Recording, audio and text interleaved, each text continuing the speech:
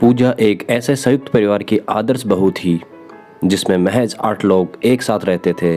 साधारण शब्दों में आप यूँ मान लें कि वह एक ऐसी अव्वल दर्जे की भारतीय गृहिणी थी जो सिर्फ और सिर्फ अपने परिवार के लिए हमेशा एक पैर पर खड़ी रहती थी, चाहे इसके लिए उसे अपनी ज़रूरतों का त्याग ही क्यों न करना पड़े। इसके एवज में उसके ससुराल के लोग भी उससे बेहद प्यार करते थे। अगर पूजा न होती तो शायद परिवार अब तक अलग थलग पड़ गया होता। पर संयुक्त परिवार में सभी लोगों के लिए खास बनना भी इतना सरल नहीं है जितना कि सुनने में लगता है। पहले सुबह जग जाना, घर के सारे कामकाज करने के बाद एक एक सदस्य के लिए पसंदीदा खाना तैयार करना पूजा की एक दिनचर्या बन गई थी। अपने काम के प्रति हमेशा सजग रहने वाली इस आदर्श बहू के अलावा घर की महिलाओं में पूजा से छोटी उसकी लापरवाह देवरानी राशि और स्वभाव से बहुत ही सख्त घर की मालकिन निर्मला मौजूद थी। घर में उनकी चलती को मान लेने में ही भलाई है। यही कारण है कि वह इतनी कम उम्र में सिर्फ एकमात्र बेटी की माँ है। राशि साइकोलॉजी में पोस्ट ग्रेजुएशन की पढ़ाई कर रही थी। इस वजह से उसे पढ़ाई के लिए देर रात तक जगना पड़ता था। वह पढ़ लिख कर अपने जीवन में एक साइकोथेरेपिस्ट के रूप में मुकाम हासिल करना चाहती थी। एक सावित्री भाभी होने के नाते पूजा घर के काम में राशि जो कुछ भी कर सकती थी उसे वह सहज स्वीकार कर लेती थी।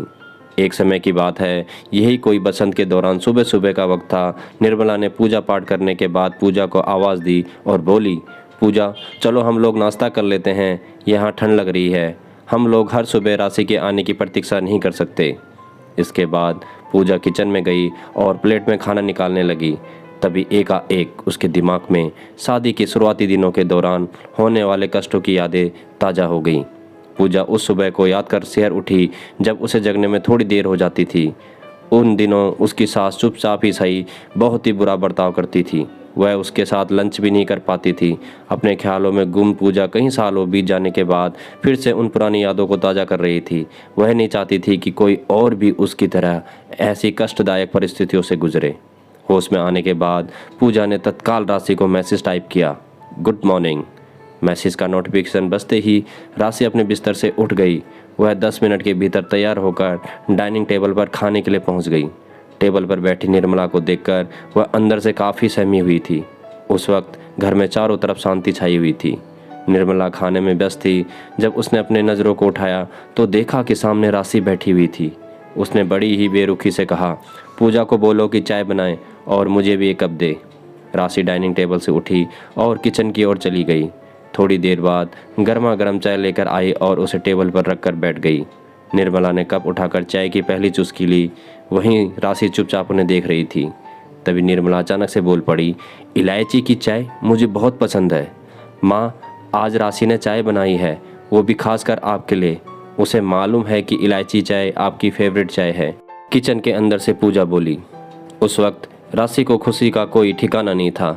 वह अपनी भावनाओं को एक पल भी रोके बिना किचन में गई और पूजा को जोर से गले लगा लिया। थैंक यू, अगर आप हेल्प नहीं करती तो मैं चाय नहीं बना पाती। उस वक्त अगर आपने मैसेज नहीं किया होता तो शायद मैं अब तक सो रही होती। इसी बीच राशि ने अपने कंधे पर कुछ थपथपाहट महसूस की। पीछे मुड़कर देखा तो घर की मालकिन निर्मला खड़ी थी। उसके चेहरे पर एक प्यार भरी मुस्कान थी। राशि ने आज तक उनके चेहरे पर इस तरह का भाव नहीं देखा था। थैंक यू राशि। बड़े ही सख्त स्वभाव की निर्मला का मन आखिरकार पिघल गया था।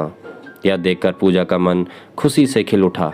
उसे एहसास हुआ कि अगर आपकी भावना आपके मन मस्तिष्क को कष्ट पहुंचा सकती है तो वह कुछ हद तक उसकी भरपाई भी कर सकती है। अब वह उस भरपाई के लिए पूरी तरह तत्पर थी। दोस्तों, उम्मीद करता हूं कि आपको ये पारिवारिक कहानी अच्छी लगी होगी। अगर आपको ये कहानी अच्छी लगी हो तो वीडियो को लाइक शेयर करना और चैनल को सब्सक्राइब करना बिल्कुल भी मत भूलिएगा।